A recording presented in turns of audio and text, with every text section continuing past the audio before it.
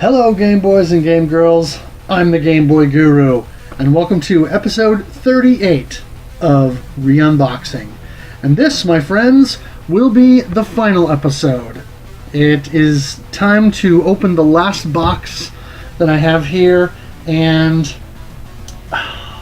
it's a bit bittersweet in a way. I've enjoyed all the unpacking and the whole process, but at some point, it has to be done, right?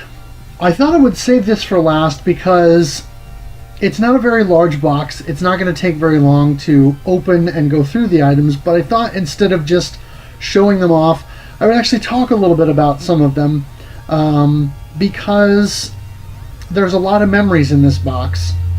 And that's because this is a really old box that I've had forever. Just a standard box full of that would normally be full of copy paper, but I've had it through probably 6 or 7 moves, maybe 8, because it has a bunch of big box PC games and a few odds and ends. So let's take a look. So this is the newest item in the box, and I know I showed this off a while back when I bought it.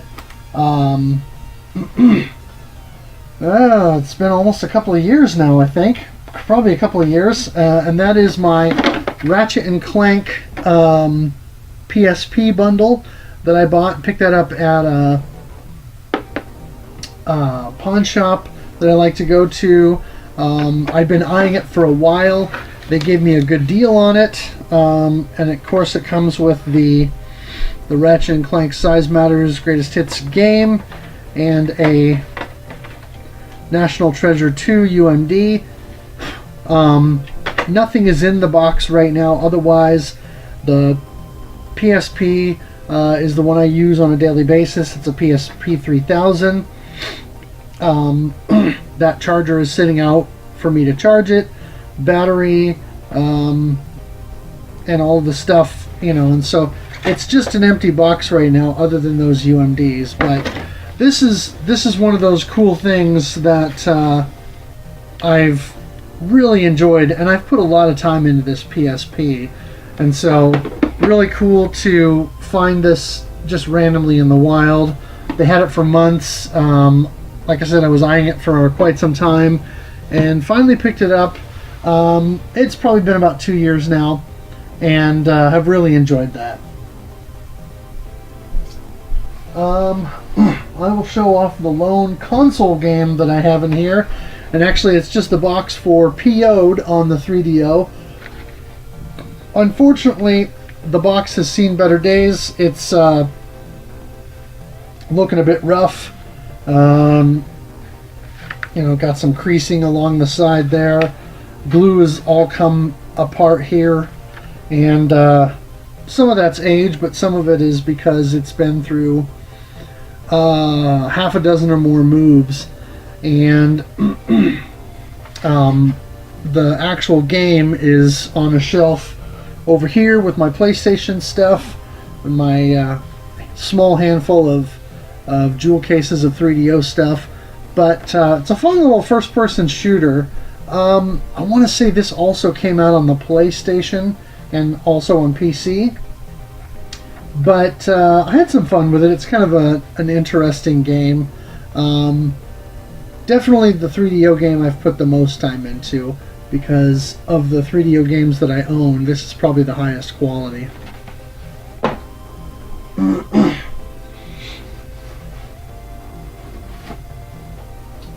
Oh, let's see here.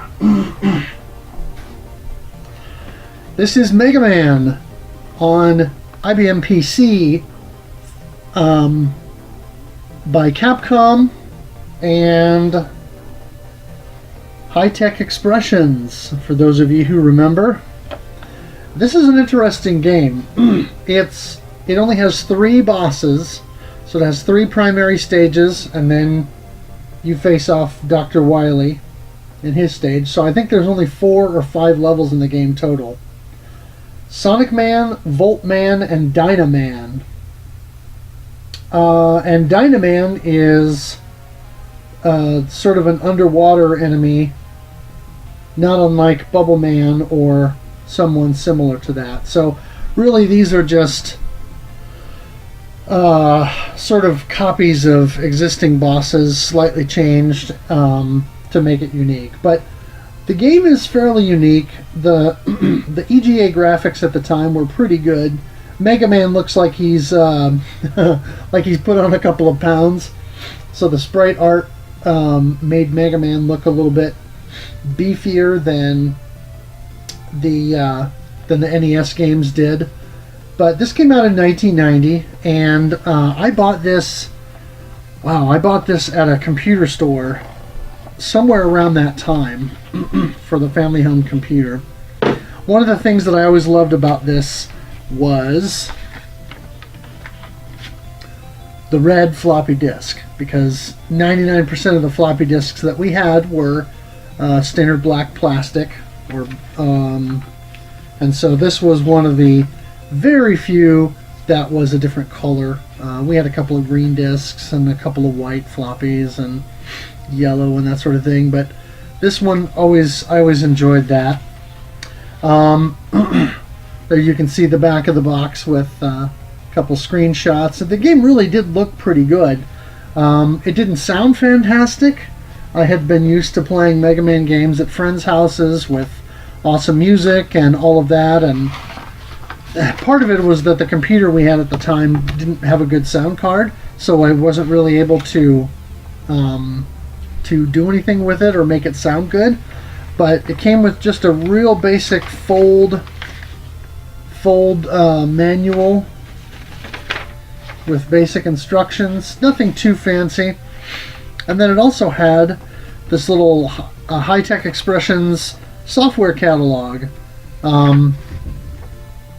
You can look at the catalog and realize that 90% or better of what High-Tech Expressions put out was edutainment. Sesame Street Learning Library, Sesame Street Print Kit, Sesame Street First Writer, Electric Company Learning Library, Muppet Adventure, Chaos at the Carnival, Muppets Print Kit, Win, Lose, or Draw, and stuff like that. There were a couple of legitimate games they put out, like the Bugs Bunny Harebrained Adventure, etc., but most of what they put out was edutainment, and it was for a variety of different platforms as well. IBM, C64, Apple, and even a couple of Atari games, Atari computer games, probably Atari ST. So that is Mega Man on the IBM PC.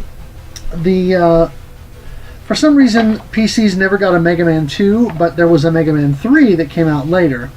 And I want to say that while it wasn't a conversion of Mega Man 3, and it basically used the same engines and similar assets, it was a better game. It had more levels and a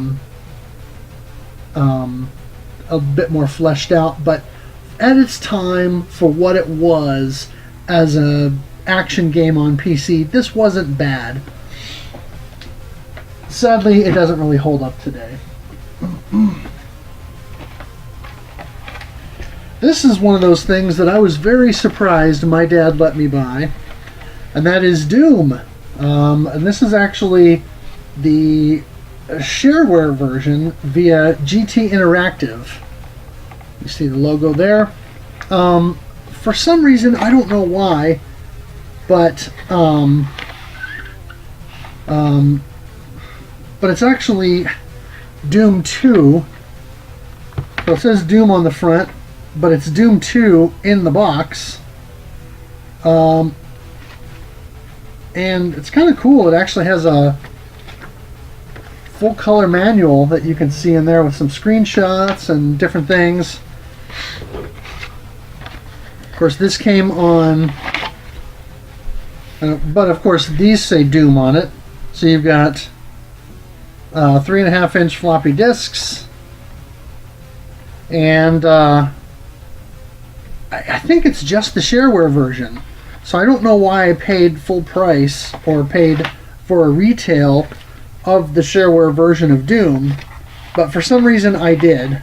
And I spent a fair amount of time on it back when I bought this, because I want to say this was when my parents got a newer computer, because my uncle at the time actually sold PCs for Gateway 2000, and so he helped us get a really good deal on one. Can't even figure out how to get the manual back in the box properly. He helped us get a really good deal on one, and so we took advantage of that. And because our family computer, our 286 that we had, was desperately showing its age. I'm gonna have to open up the bottom here and shove the manual back in like this. But our 286 was desperately showing its age, and we didn't really have many other options in terms of a family home computer. So anyway, it was a 486. And I don't remember if it was a SX, a DX, or a DX2. I want to say it might have been a DX2, which was the more powerful model at that time. But anyway, pretty cool game. Obviously, hugely influential, and something that I put a fair amount of time into.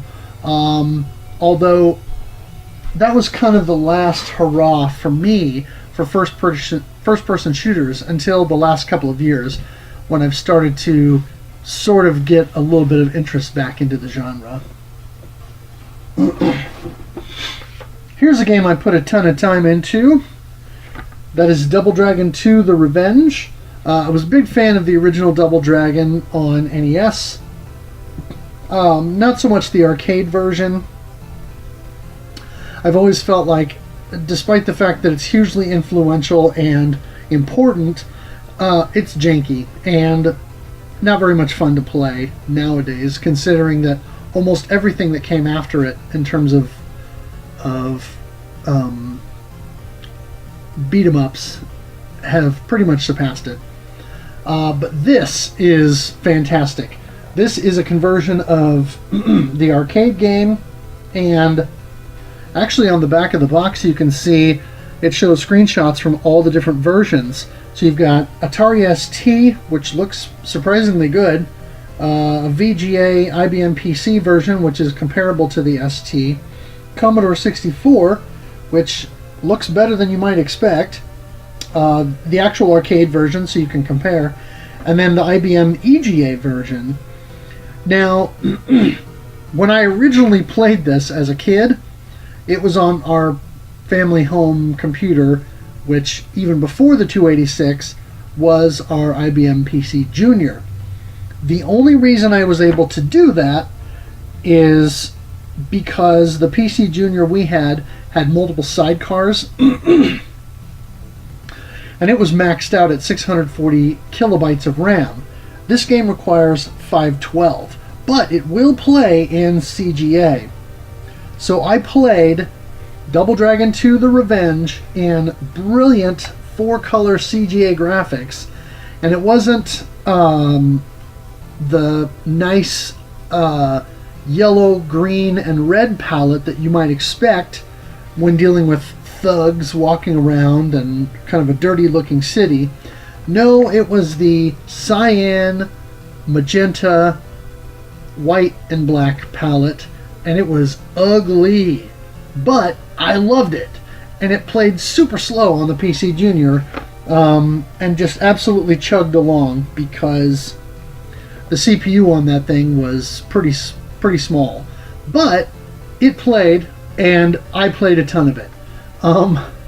Unfortunately, because of the limited amount of RAM the game had, a lot of times it would crash partway through, or I'd get to the boss and it would crash at the end of the first stage, or I'd beat the boss at the end of the first stage and then it would crash loading level 2. Sometimes I could get past that and go through level 2. So I played the first stage of this game a lot. And really played that first stage a lot. But it's interesting too, the cover art, I'm sure you'll be able to pick it up on camera. You can see the gal there is a bit more scantily clad than you see on the NES version or a lot of other versions of the game. The cover art was changed slightly to bring her skirt down a bit so that you could not see the bottom of her bottom. And so another thing that I'm surprised my dad let me buy, but ton of fun, and I would go over to friends' houses who had computers with EGA graphics cards, and we would play that and just absolutely have a hoot with that. And so here's the manual. Pretty simple. It's by Virgin Games. They did the conversion. And real simple manual. Just tells you how to install it on your hard drive. You know, joystick usage and layout. And this also came on 5 1/4-inch floppy disks. And so this is your 3 different discs for Tandy 1000 and IBM PC. I suspect one of the other reasons why this actually booted on the PC Junior is because the Tandy 1000 was essentially a PC Junior clone with some additional enhancements, and so it worked despite the odds being stacked against it because of all the memory and CPU requirements. But a game that I put a ton of time into and loved playing growing up. I'd be curious to know how this plays today via something like DOSBox or something like that. I just don't know how it would fare comparatively.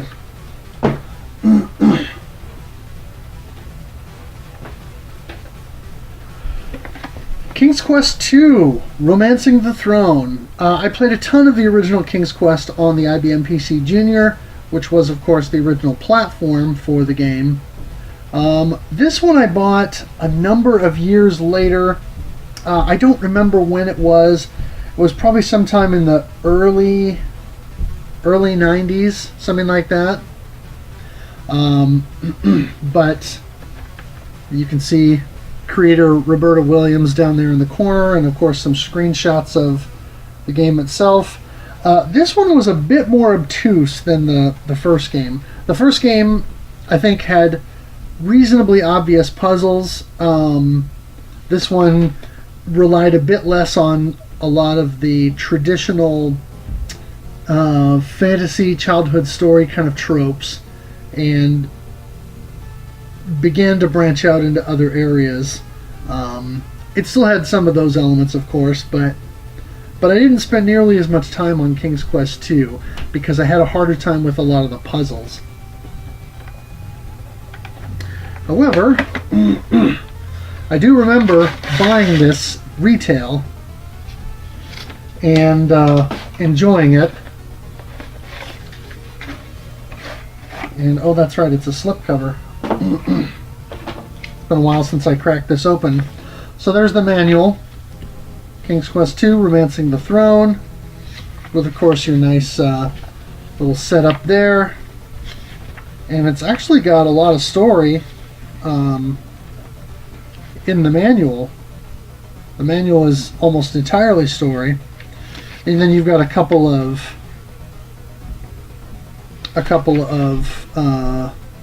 deals, and even talking about drawing out a map for the game, which I did for the first King's Quest game. I may show that off at some point.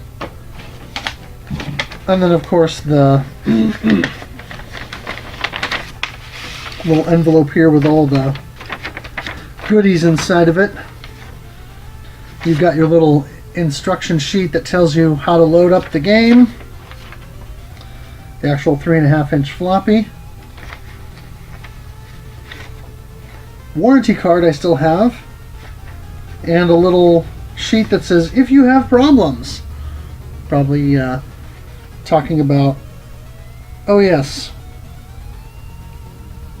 looking at configuring your autoexec.bat and your config.sys and all of that. So haven't done any of that stuff in years, but great package. I'm glad I still have this in the box.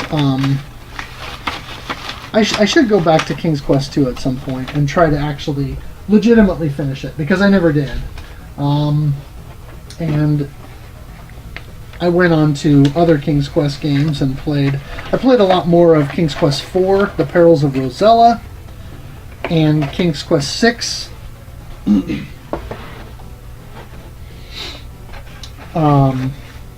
But still, fun stuff. Okay. For some reason I have a random Warcraft 2 Tides of Time manual in here. I played a lot of Warcraft 2. I still have the disc. I don't know why I threw the box away, but Warcraft 2, good stuff. Played a lot of Warcraft 2. Speaking of King's Quest, again, I don't remember what happened to the box, but I actually have the King's Quest collection. This is the manual for that, the full booklet.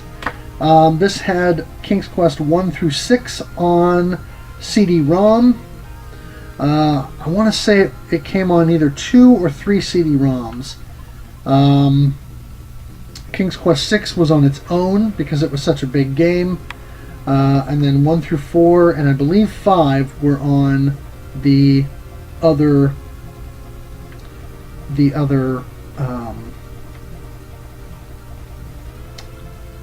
CD. And so it's got a brief synopsis of each game and some helpful hints and things like that, some story elements. And I want to say this used the familiar tactic of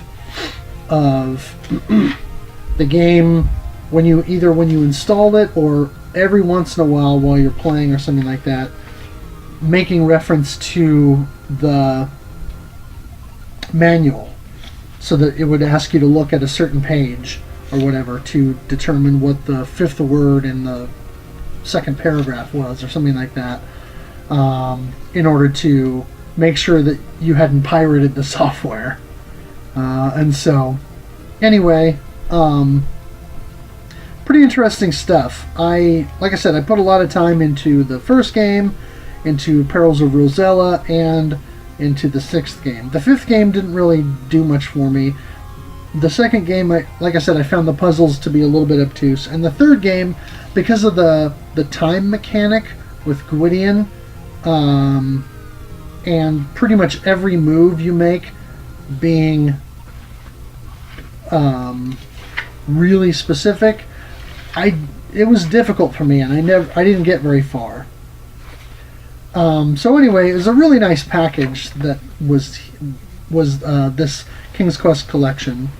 And then of course this it also came with this installation package and this little I don't know what you call it, a forward or something like that, or like I don't know, something to set it up by John Williams, little descriptions and stuff like that. So the discs are not in here, they're in with my other CD-ROM stuff, but that is there. And now for a PC game that I've spent almost probably more time with than just about every other game out there, and that is Diablo 2. I had played the first Diablo game via a co-worker who had a copy and brought it in to work, and we would spend lunch breaks and a lot of times time after work playing LAN play. And I eventually went and bought the original expansion to the first Diablo, which was done by Sierra and not Blizzard, funny enough. Segueing from a Sierra collection to Diablo. But the first Diablo, I played a lot. But when Diablo 2 first came out, I was anticipating it greatly. I went and bought it as a new release. This is my original copy. And I played this a ton through, I would say, 2000, 2001, and into 2002. Put a ton of time into it. Primarily single player, because I went through a period starting in 2001 until sometime late 2001, early 2002, where I didn't have internet for a little while. This was, of course, back in the days of dial-up. And so, at some point later, after I was back up and had internet again, I got the expansion. This is actually a used copy that I bought at the now defunct Hastings Entertainment. Rest in peace. And when the Lord of Destruction expansion set came out, and some friends and I from work at the job I was at the time all decided we were going to play this together, we would all get online one night a week, specifically, and quest together, and then do various runs through the game in different areas to try and gain experience, level up, and get through the different quest lines. We played this a lot. A lot. And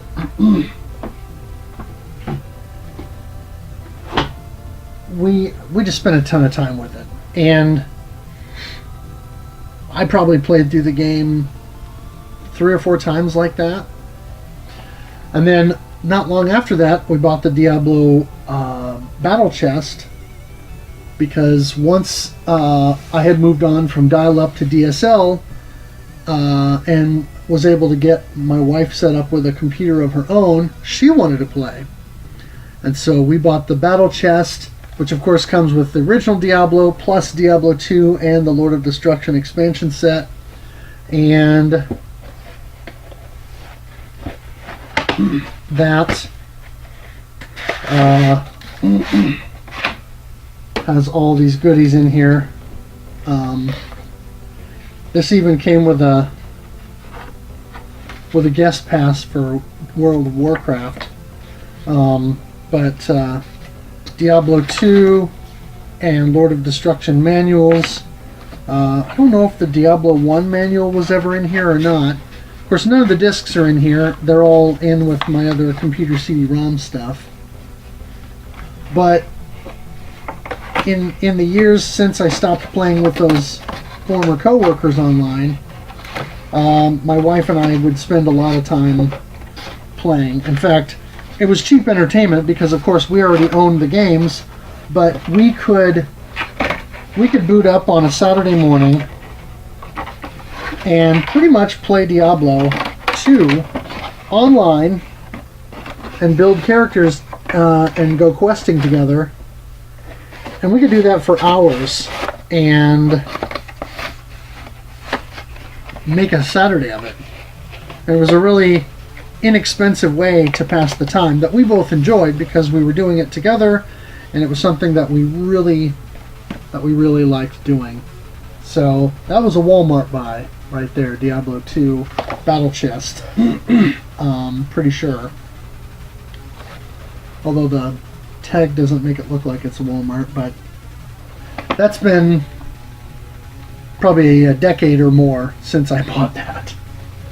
But yeah, Diablo 2 and Lord of Destruction, I can't even fathom how many hours I've clocked in that game. Just playing it over and over and over again, always making new characters, constantly refining my playstyle and all of that. Just loads of fun. And I will stop with this, or I'll end with this. This is Star Wars Galactic Battlegrounds Clone Campaigns. For some reason, I don't have a box of the original Galactic Battlegrounds game. This is the expansion. This is another one of those former friends who I worked with that I played Diablo 2 with. We would also play this. Because this used Microsoft, I think it was Microsoft Game Center or something like that. It was long defunct now, but you could join up and play online with other people, and then you could either do cooperative games or competitive games. And so we would do a lot of times we would do competitive games, or we do teams, because there were 4 or 5 of us that would play, and so a lot of times we would do 2-on-2, and sometimes even throw in additional computer opponents to make things interesting, and do just make it more interesting. But this is a real-time strategy game. It basically took several civilizations from the Star Wars universe, the Rebels, the Empire, the Naboo, the Gungans, the Trade Federation, and those were all in the original game. And you would have technologies, vehicles, and units from each of those civilizations. And then in the expansion, they added 2 additional civilizations, which I'm trying to remember what they were. Of course, it was from Attack of the Clones. Let me see here. New missions as based on the Age of Empires engine.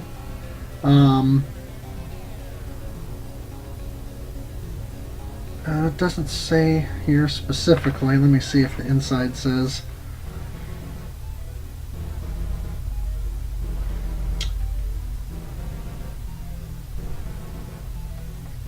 Yes, the Geonosian civilization,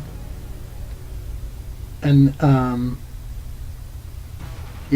Geonosis was a new location, and then I can't remember the other one, but it was based on new content or new elements in clone campaigns, or in Attack of the Clones. Obviously, original John Williams music in this. Somewhat truncated, but still fun to listen to. Of course, I've probably heard Duel of the Fates thousands of times at this point, just playing this game. Again, this is one of those that my wife and I could boot up, because we got her own copy of the game later. And we could boot this up and burn a whole Saturday, just like with Diablo 2. Because in a real-time strategy game, especially if you're doing, like she and I would do cooperative games, where the 2 of us would team up against 2, 3, or even 4 additional computer opponents. And so we would take on these huge armies. Well, of course, while you're building up your own army, trying to fend off attackers, mine resources, and then send out parties and squads and scouts and things like that, you could spend hours on a single game, especially if you picked a larger map. And so Galactic Battlegrounds is another game that I've put hundreds of hours into over the course of, from about 2001 to 2007 or 8. Yeah, hundreds of hours. So, love this game. I don't think there's a good way to play this online anymore.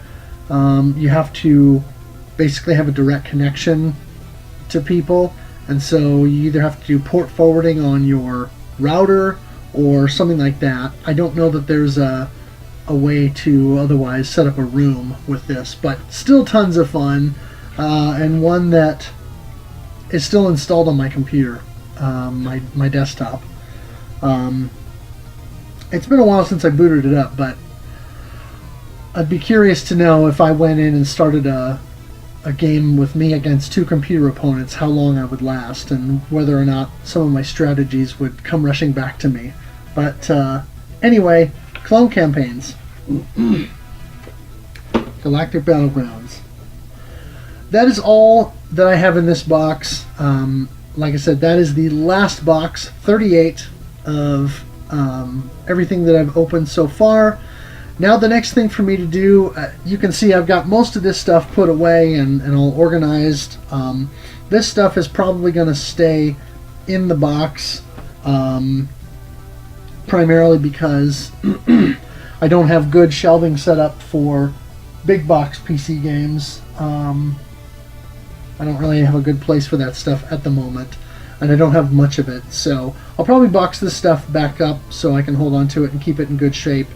But in the coming weeks, what I'll probably do is try and do some footage with my iPhone to walk around my setup. I'll show you my living room with my multiple TVs and game consoles, and then I'll show you the different storage areas that I have with some gaming related stuff, and then I'll actually give you a tour of the game room and go wall to wall so you can kind of see everything that I've got set up and how I have it all configured. So let me know what you think. Any of you guys, I know most of my focus here is console stuff, but any of you guys grow up playing PC games, you know, Commodore, IBM, Apple, Amiga, Atari, anything like that, let me know in the comment section below, and let's talk about some of your favorite computer games, either when you were a kid, or maybe you played a bunch in high school or college, something like that. Or maybe you're into PC gaming now. I'd like to hear your experiences and you know, maybe find out about some of what you're into as well. Make sure you follow me on Twitter at GameBoyGuru. I'll have a link in the description below to my blog where you can read my Game Boy game reviews. That is GameBoyGuru.blogspot.com. And also make sure you check out Nira and his channel. He provided the Super Mario Land overworld music that I use as the intro for all my videos, and he's got a bunch of other great chiptune and game music covers as well, so make sure you go check that out. As always, thanks for watching, thanks for playing, and game on.